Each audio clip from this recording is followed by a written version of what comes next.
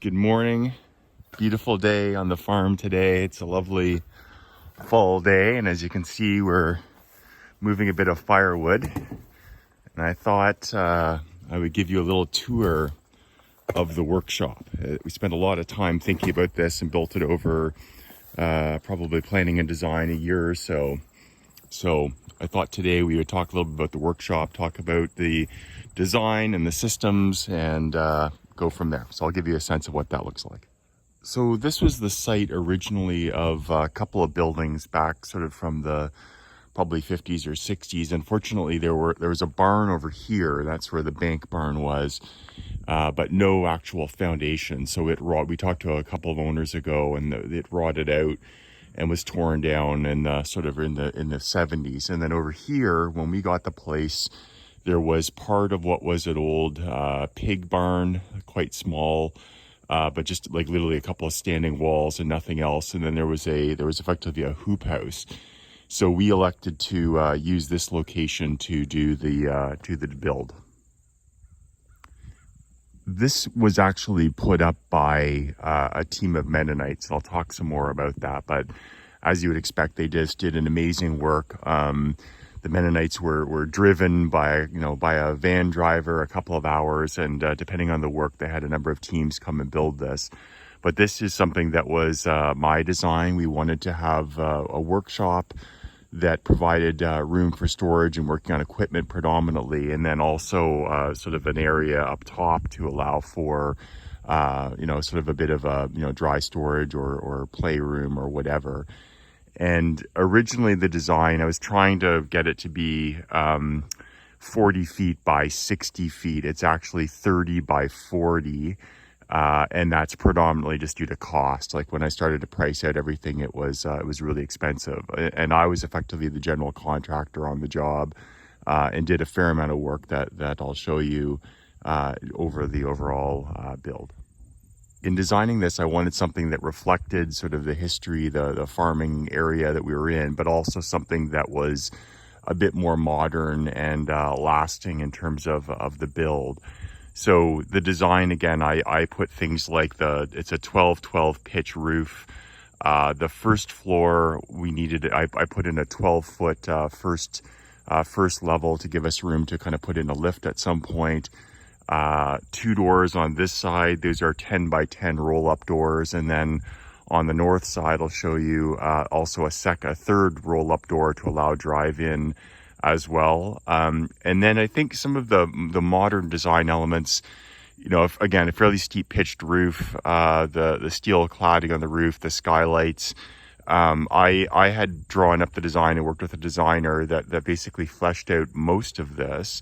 And then I was lucky to have a good friend of ours that's an architect just sort of do a quick scan, and she made a couple of changes. So you can see here that we've gone from sort of the horizontal wood at vertical shiplap to horizontal, the horizontal windows at the overhang at the very end right there. We wanted that. There's an overhang, and just trimming that square rather than slanted from this angle were all sort of part of the design thinking around.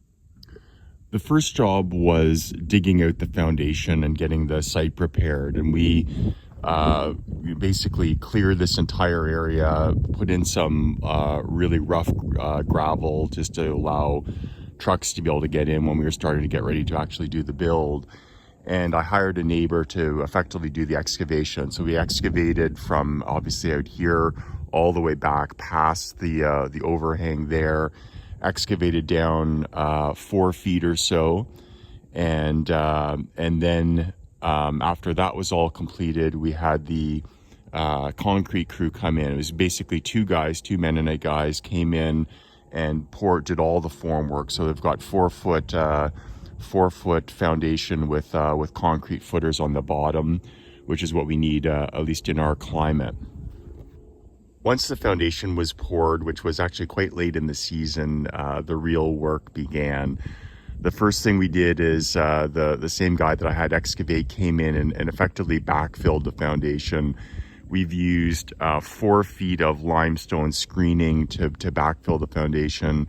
It was compacted in layers. So I rented a power compactor, and my 2 sons and I basically, on every lift, compacted it down. That took quite a while. We had actually insulated all the walls. We've got styrofoam insulation on the 4-foot walls all around the outside, so the full foundation is insulated. That took some time, and basically by the end of December, that work was all completed. So we had the foundation in and backfilled with the limestone screening.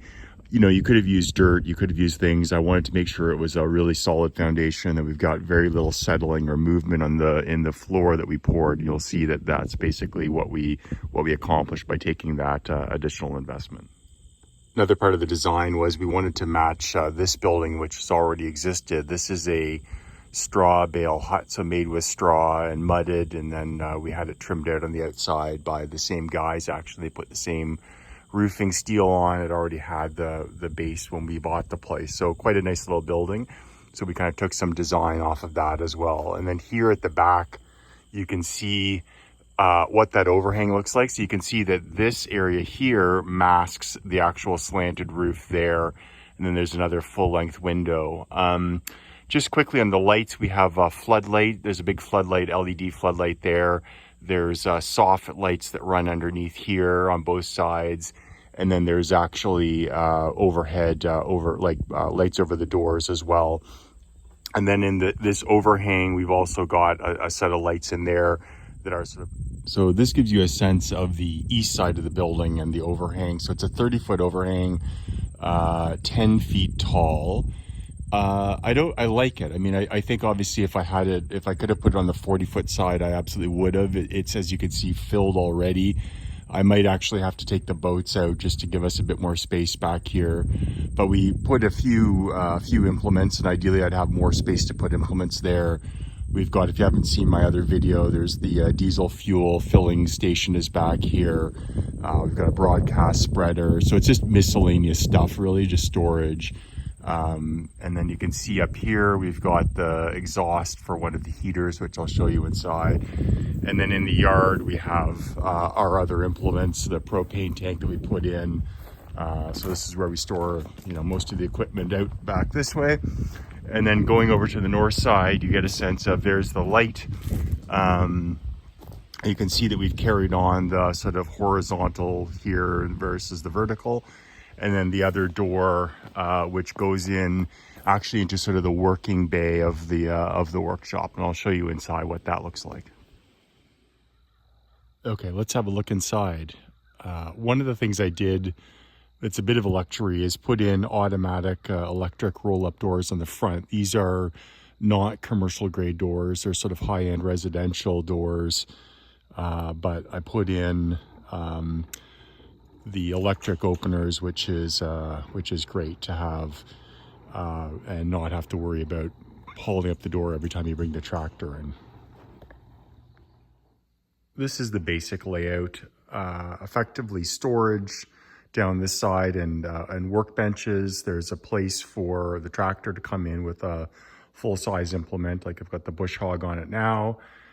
In the center, this is actually where I typically put like the ATV, things like that, but another bay to work in things here. I've got a little bit of equipment in here, but this is actually all sort of clean work, clean storage. I've got another garage that I use for a wood shop as an example. And then you can see the other roll-up door from the north side that pulls in here. And I've got one of our trucks just sitting there.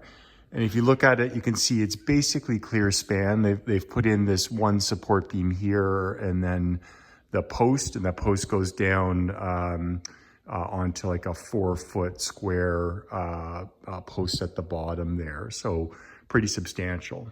Just talking for a minute about the slab, a couple of things. It's a 6-inch slab for the most part. It's got insulation and vapor barrier underneath it.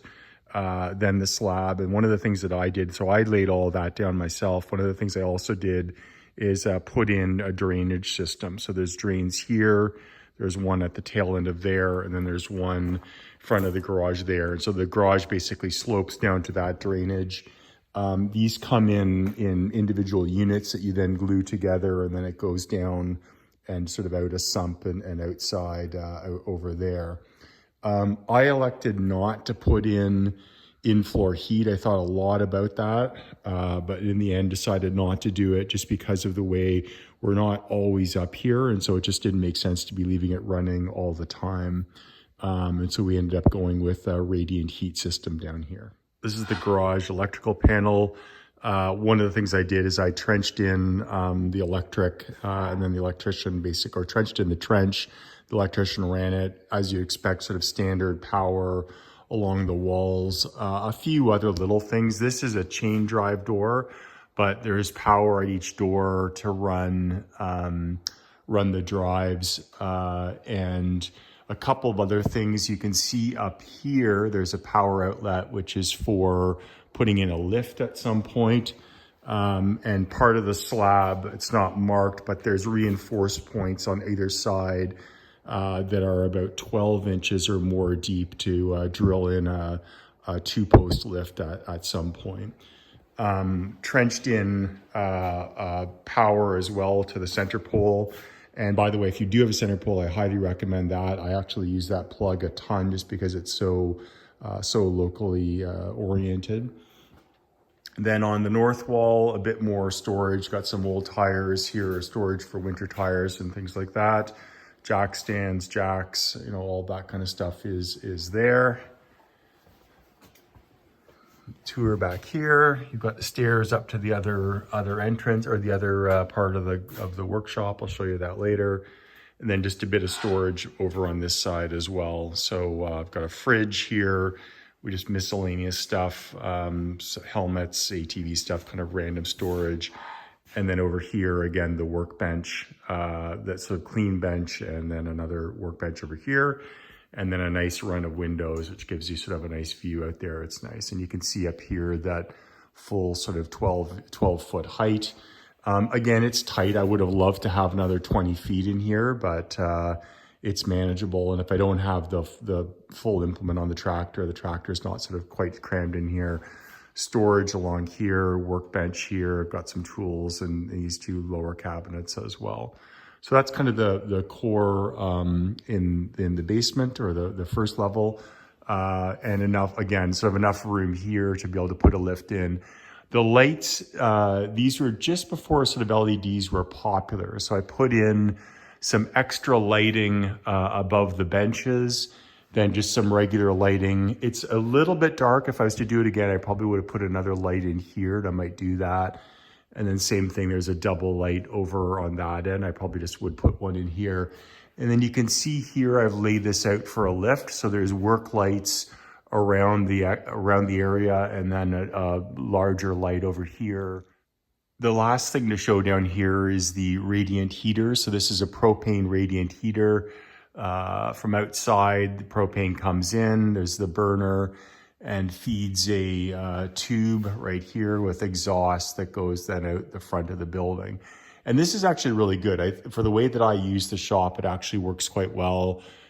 So again, the way radiant heaters work is they don't heat the air, they heat the surfaces. So the floor and the stuff you're working on, the tools, all of that, which is nice. And I leave this at a very low level of heat sort of all the time, and it just keeps the entire shop warmed up, not too hot.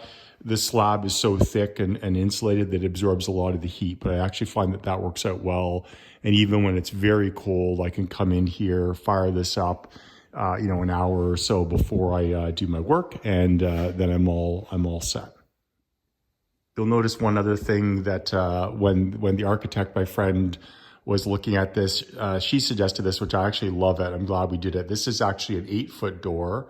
So it's really nice just to have a bit more room, and then the glass in there to let some light in. We're at a fairly...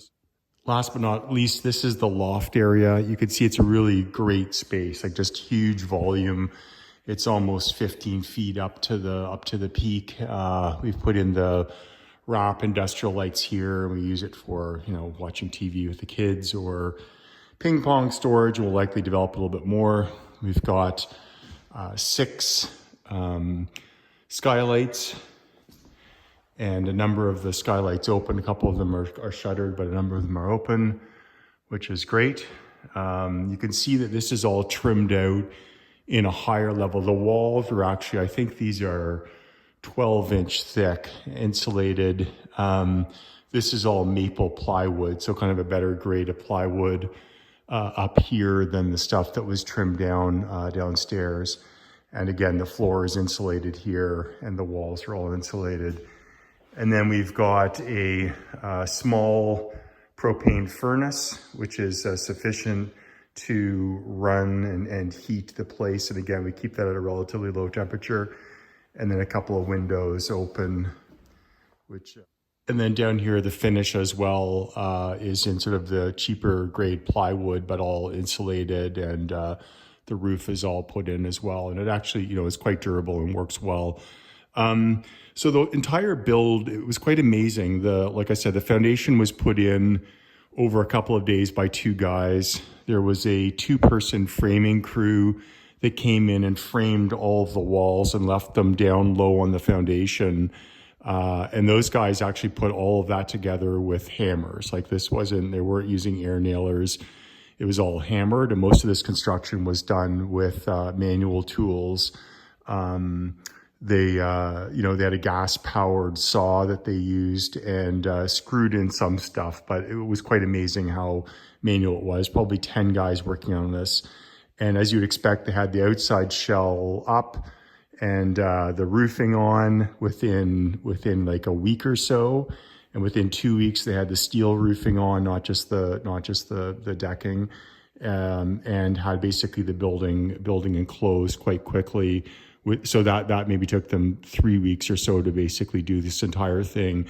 The problem with that is it was all open, so the doors weren't on yet, so that was open. The front door wasn't closed yet, so it took until the spring. I had to do all the work in here to level everything out. Then the concrete guys came in. I had the door guys come and install the roll-up doors. And then just give you a sense of the roll-up doors. And then had the electric was all put in when it was a shell. And then basically did the finishing after that, which took them, I think, 3 days to effectively do all of the interior upstairs and downstairs. And then the final thing was basically putting the heat in. So that's it. Anyways, that's a tour of the shop. Hope you like it. Hopefully it gives you some ideas. I hope you enjoy this. Please click like and don't forget to subscribe. Thanks again. Talk to you soon.